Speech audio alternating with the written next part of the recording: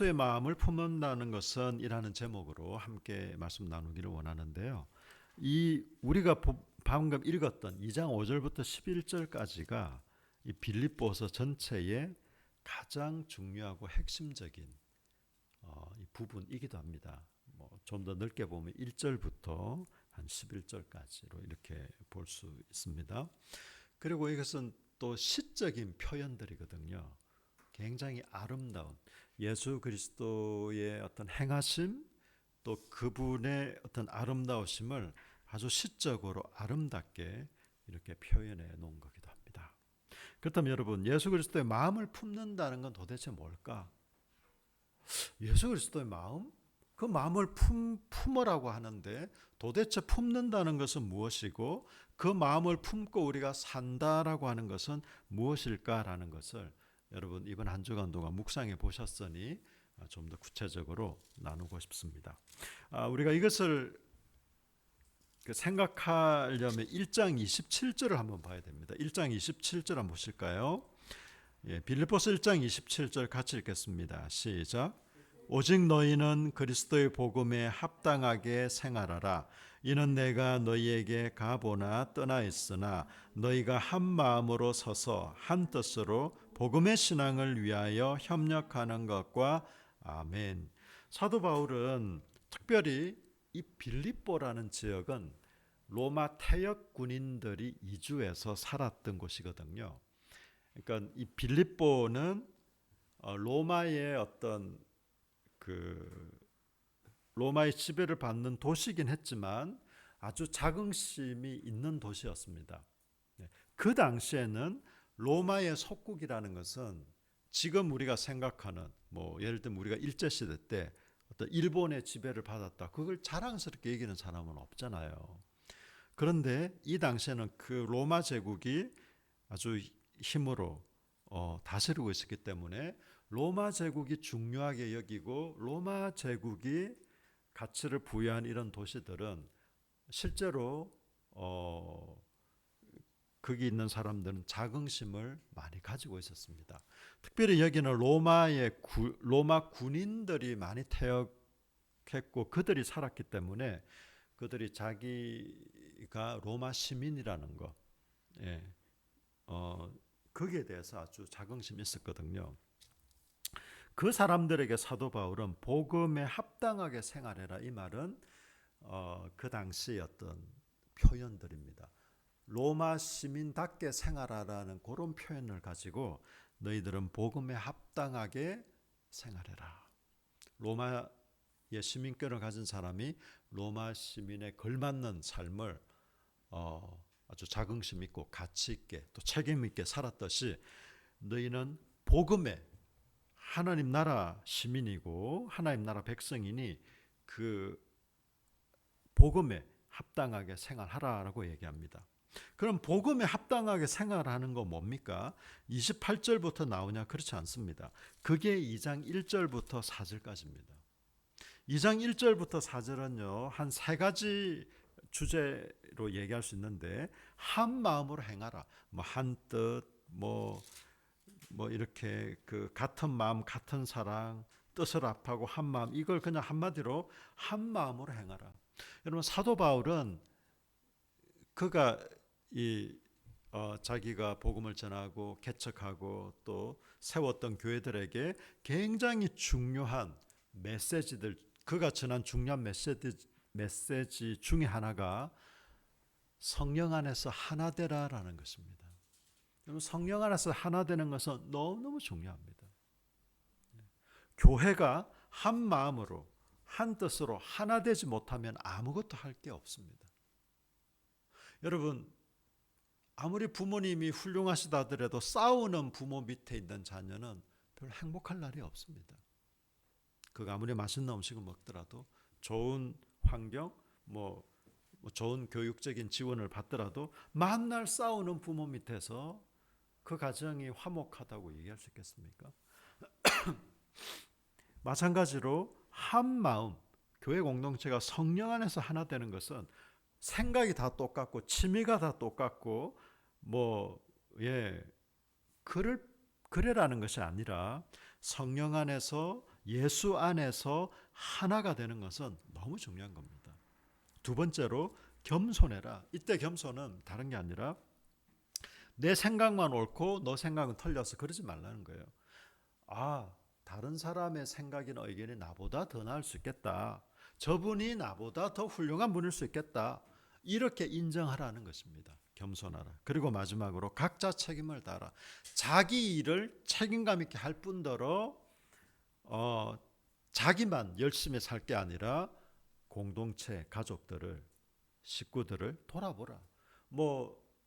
그러면 이제 다른 사람이 내일까지 해줄 거니까 나는 그냥 무조건 놀면 되겠네. 그게 아니죠.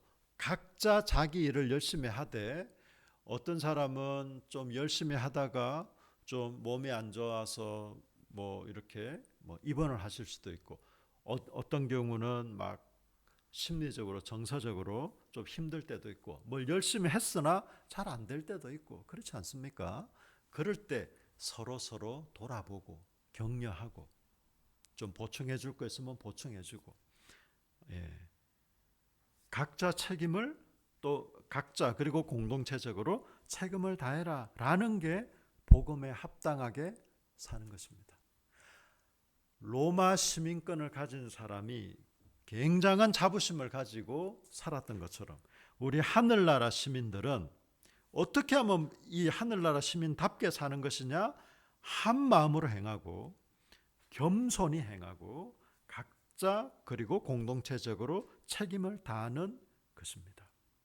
그럼 여기서 5절에서 갑자기 이 복음에 합당하게 사는 게 뭔가를 사도 바울이 얘기해 놓고 5절에 보니까 느닷없이 너희 안에 이 마음을 품어라 하고 얘기합니다. 이건 그러면 복음에 합당하게 사는 1절부터 4절 그 다음에 또 다른 어떤 권면일까? 아니면 1절부터 4절까지 얘기한 것에 대한 어떤 결론일까? 아니면 또 다른 그 무엇일까? 라는 궁금증을 불러일으킵니다. 여러분 여기서 말한 5절에서 말한 너희 안에 이 마음을 품어라 라는 것은 복음에 합당하게 생활하라 혹은 합당하게 살라는 것의 또 다른 결론이 아니라 복음에 합당하게 살 수 있는 원동력, 복음에 합당한 삶을 우리가 어떻게 살게 되었는가, 우리가 어떻게 살게 되었으며 또 실제로 우리가 어떻게 살 수 있는가라는 것을 보여주는 굉장히 중요한 핵심적인 말씀입니다. 자, 그러면 그리스도 예수의 마음이란 도대체 뭘까요? 여러분, 사실 원문을 보면요, 마음이라는 단어는 없습니다. 정확하게는 그리스도 예수 안에 있는 그것 혹은 그 무엇. 그리스도 예수 안에 있는 그 무엇이니까 예수님의 성품일 수도 있겠고 예수님의 어떤 특징일 수도 있겠고 또 예수님의 마음일 수도 있겠죠. 그러면 마음이란 이 번역은 잘못된 거냐? 그렇지 않습니다. 오히려 잘 번역한 겁니다. 예수 그리스도 안에 있는 그 무엇을 품어라. 그 무엇은 당연히 예수 그리스도의 성품 혹은 마음이라고 보여집니다. 그런 의미에서 한글 성경은 잘 번역한 것이에요. 그런데 이 그리스도 예수의 마음이란 도대체 무엇일까요? 그냥 그리스도 예수의 마음, 너무 좀 실체가 없는, 너무 그냥 좀 추상적이고 좀 주관적인 그런 것만이 아닙니다. 좀 좋아 보이는 그리스도의 마음을 가지고 삽시다. 여러분 우리가 그냥 세상을 아름답게 하는 평화로운 마음으로 살래요. 너무 공허한 구호이지 않습니까? 마치 그런 것처럼 그리스도 예수의 마음을 그냥 품읍시다. 이렇게만 얘기해 버리면 참 좋은 말 같긴 한데 너무 막연하고 피상적이고 모호합니다. 과학적으로 또 이 논리적으로 증명해야만이 진리다. 제가 그런 말씀 드리는 거 아닙니다. 하나님 눈에 안 보이시는데요. 여러분 창조를 보셨나요?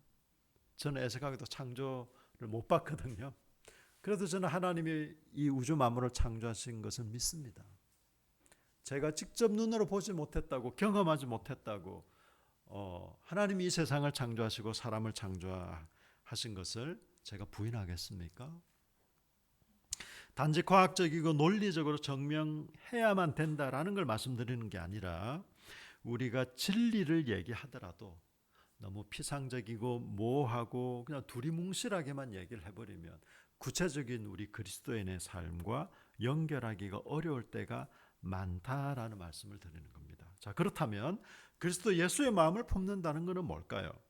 자, 6절부터 8절까지 한번 보시겠습니다. 이 그리스도 예수, 너희 안에 품을 그리스도 예수의 마음을 설명하기를 부연 설명하는 겁니다. 그는 근본 하나님의 본체시나 하나님과 동등됨을 취할 것으로 여기지 아니하시고, 이때 본체라는 것은 뭐 형체 혹은 모양 이런 건데, 하나님과 같은 성품, 뭐 동일한 영광, 동일한 하나님이시지만 하나님과 동등됨을 취할 것으로 여기지 아니하시고 오히려 자기를 비워 종의 형체를 가지자 사람들과 같이 되셨고, 여러분 하나님이 사람이 되신 거예요. 이것은 여러분 하나님 입장에서는 창조자가 자신이 만든 그것이 된다는 것은 이건 굉장한 굴욕인 것이죠. 네. 좋은 것이 아닙니다. 자기를 비워 종의 형체를 가지사 사람 자체가 나쁘다 이게 아니라 하나님이 사람이 되신 거예요. 사람들과 같이 되셨고 사람의 모양으로 나타나사 자기를 낮추시고 죽기까지 복종하셨으니 곧 십자가에 죽으심이라. 사람의 모양으로 나타나셨을 뿐만 아니라 하나님이신 그분이 자기를 낮추셔서 죽기까지 복종하셨다라고 말씀하십니다. 이것이 바로 예수 그리스도는 자기를 낮추시고 진정한 겸손이죠. 그리고 복종하셨습니다. 여러분, 예수 그리스도께서 자기를 낮추시고 사람의 모양이 되는 것까지 낮추시고 죽기까지 복종하신 이것이 겸손한 마음이니까 우리 다 같이 겸손하게 삽시다라고 얘기하는 것은 그렇게 바람직한 결론은 아닙니다. 예수 그리스도께서 사람의 모양을 입으시고 죽기까지 복종하셔서 십자가에 죽으신 것은 그분이 겸손하시기 때문에 그런 것이 아니라 다른 그 무엇 때문에 그렇습니다.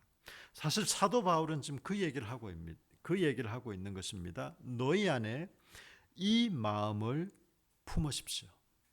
이 마음은 그리스도 예수의 마음인데 도대체 그 마음은 어떤 마음인가?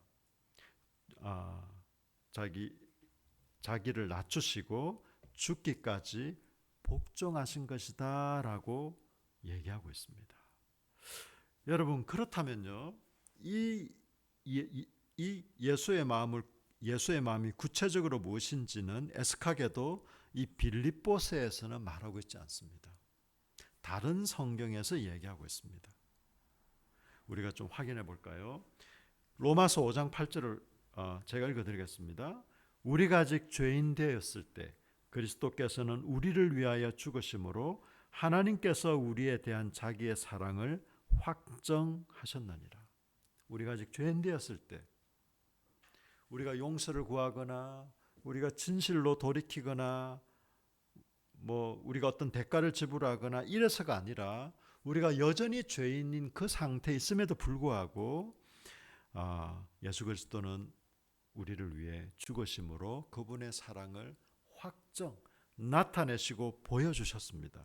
요한복음 3장 16절, 하나님의 세상을 이처럼 사랑하사 독생자를 주셨으니 이는 그를 믿는 자마다 멸망하지 않고 영생을 얻게 하십니다.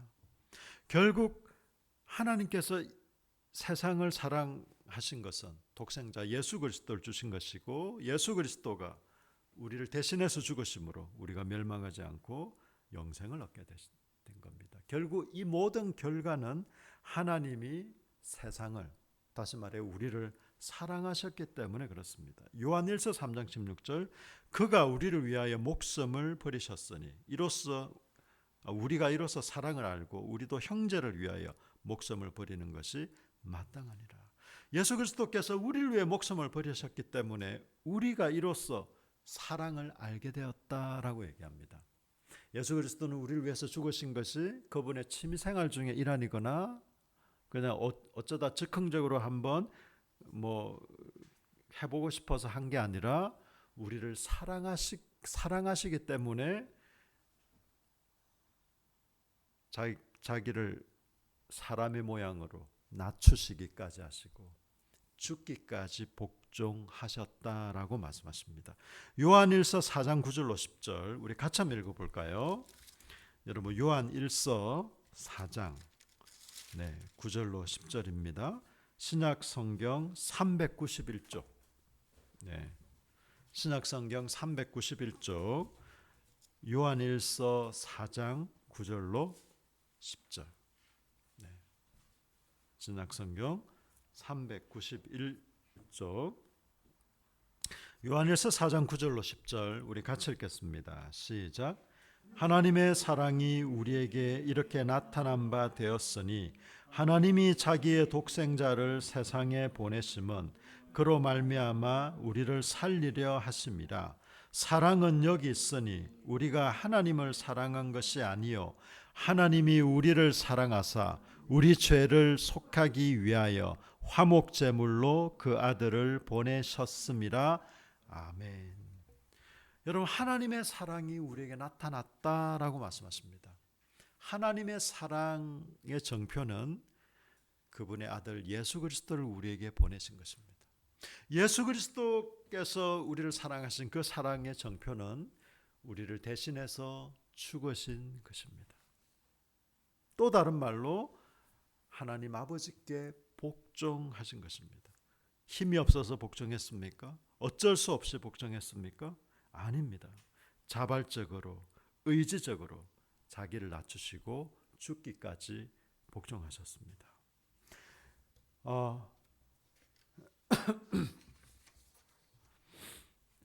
여러분 이 빌립보서에서 지금 사도 바울이 너희 안에 이 마음을 품었으면 좋겠다.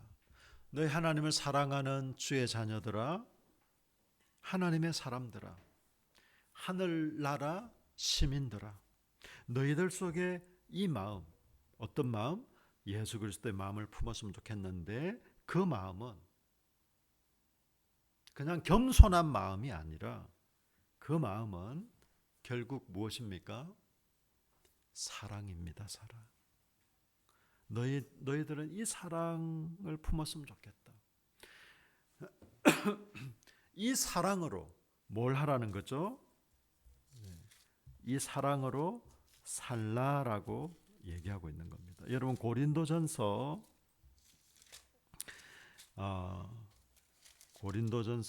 12장 31절을 보실까요?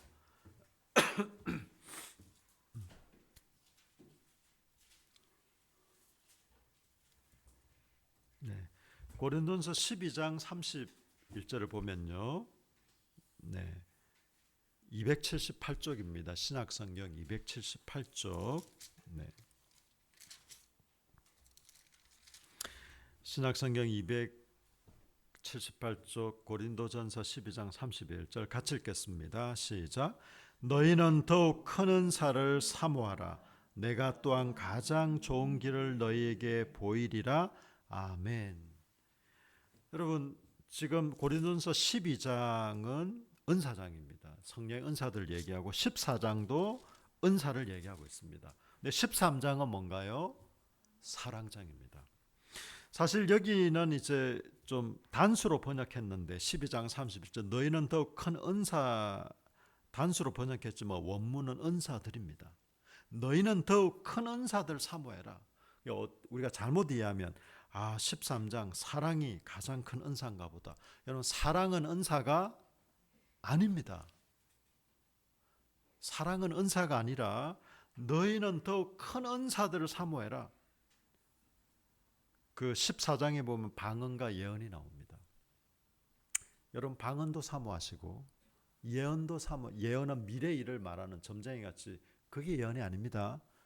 설교도 예언 중에 하나고 격려의 말도 예언 중에 하나고 믿음 안에 사랑의 권면도 예언과 같은 얘기입니다. 그냥 어떤 기독교 무당 같은 당신 미래에 뭐가 있을 것 같은데 이거 조심해야겠던데 그런 건 없습니다, 여러분.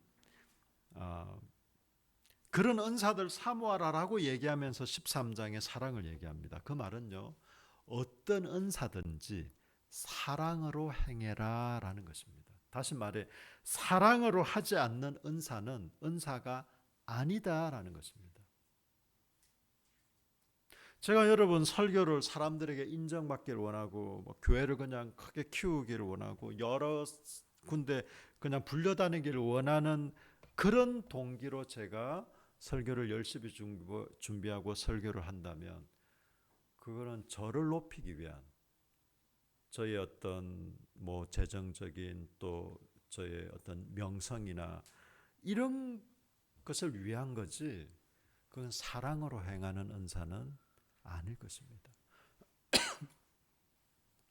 우리가 은사라는 게 여러분 특별하게 설교나 이렇게 눈에 보이는 그런 것만이 은사가 아닙니다, 여러분. 은사는 우리가 행하는 모든 것, 여기 성경에 나와 있는 위로와 격려와 기타 믿음, 소망, 이 모든 것들이 다 우리의 하나님께서 우리에게 주신 그 달란트와 재능과 그 소중한 것을 가지고 우리가 행하는 것입니다. 이 모든 은사도 사랑으로 행하는 것이죠. 마찬가지로 사도 바울이 여기서도 동일하게 너희가 이 그리스도 예수의 마음을 품고 살았으면 좋겠다. 이 예수의 마음은 바로 사랑입니다. 여러분 사랑하면 어떻습니까? 이번 주에 수명형제는 또 사랑하는 사람을 멀리 떠나보내는 그런 시간이 있었지만 여러분 사랑은 여러 가지가 다 포함되어 있긴 합니다만 그렇게 로맨틱하기만 합니까? 감미롭기만 한가요? 여러분 인생을 좀 살아보신 분들은 아실 겁니다. 사랑은요 치열한 겁니다. 치열한 거. 사실 성경에서 말하는 사랑은 그 상대방을 존중하고 책임지는 이런 게 어떤 의미에서 사랑입니다. 서로 즐길 것 즐기자 이런 게 사랑이 아니라 서로가 서로를 책임지고 존중하고 나로 인해 당신이 행복했으면 좋겠어. 당신으로 인해 나도 행복했으면 좋겠어. 하나가 아닌 우리 둘이 더 행복했으면 좋겠어. 우리 공동체적으로 우리가 함께 행복하고 감사하고 복되었으면 좋겠어. 이게 바로 사랑입니다. 여러분 이 사랑은요 그렇게 로맨틱하지만은 않습니다. 이 사랑은 하나님이 이스라엘 백성들을 어떻게 사랑하셨습니까? 그분의 백성으로 삼으시고 언약을 맺으시고 끝까지 책임지셨습니다. 때로는 그들이 계속해서 언약을 파기하고 떠나갔을 때는 이스라엘이란 나라를 멸망시키시고 포로로 끌려가게 하시고 이스라엘을 잿더미가 되게 하시기까지 사랑하셨습니다. 그것도 사랑입니다. 우리를 위해서 온갖 좋은 것을 주시는 것도 하나님 아버지의 사랑이지만 우리를 때로는 징계하시고 때로는 어렵게 하시는 것도 사랑입니다. 여러분 공동체적으로 사랑은 어떤 겁니까? 서로 격려하고 세워주고 칭찬하고 도와주는 것도 사랑이고요. 내가 저런 사람과 어떻게 같이 할 수 있을까? 내 스타일이 아닌데 그럼에도 불구하고 용납하고 이해하고 받아들이는 것도 사랑입니다. 용서하는 것도 사랑입니다. 여러분, 예수 그리스도의 마음을 품고 너희는 이 마음을 품어라라고 얘기하는 사도 바울의 이 권면은 복음에 합당하게 우리가 살 수 있는 가장 중요한 원동력이자 또 그렇게 할 수 있는 힘이기도 합니다. 예수님이 저와 여러분을 위해서 사람의 모양으로 이 땅에 오셨고 이 땅에 그 온갖 수모와 온갖 불평과 고난을 다 당하시고, 아니 사람으로 오신 것 자체가 고난입니다. 그분은 이 땅에 계시는 동안 모든 삶의 여정 자체가 고난 가운데 사신 거예요. 십자가에 못 박히는 순간만이 고난이 아니라 또한 영광스러운 하나님이신 그분이 로마법에 의해 정치범으로 반역자로 가장 저주스러운 십자가형으로 온갖 모멸과 손가락질을 받으면서 죽으셨습니다. 결국 그렇게 하신 것은 저와 여러분을 사랑하시기 때문에 그렇게 했습니다. 여러분, 사랑의 동기가 되어 하지 않는 것을 성경은 죄라고 얘기합니다. 믿음이 동기가 되어서 하지 않는 모든 것을 성경은 죄라고 얘기합니다. 우리가 구체적인 윤리적인 죄를 지을 수도 있고 마음의 죄를 지을 수도 있고 하나님을 거부하는 죄를 지을 수도 있지만 하나님을 하나님으로 인정하지 않고 사랑 가운데 믿음으로 살지 않는 것 역시도 죄다라고 말하고 있습니다. 우리는 단지 죄 짓지 않기 위해서가 아니라 하나님이 우리에게 정말 원하시는 것은 우리가 하늘나라 시민으로 그의 백성과 자녀로 사랑 가운데 모든 것을 행하기를, 살아가기를 원하시는 것입니다. 여러분, 이것이 또 다른 율법이 되지 않기를 바랍니다.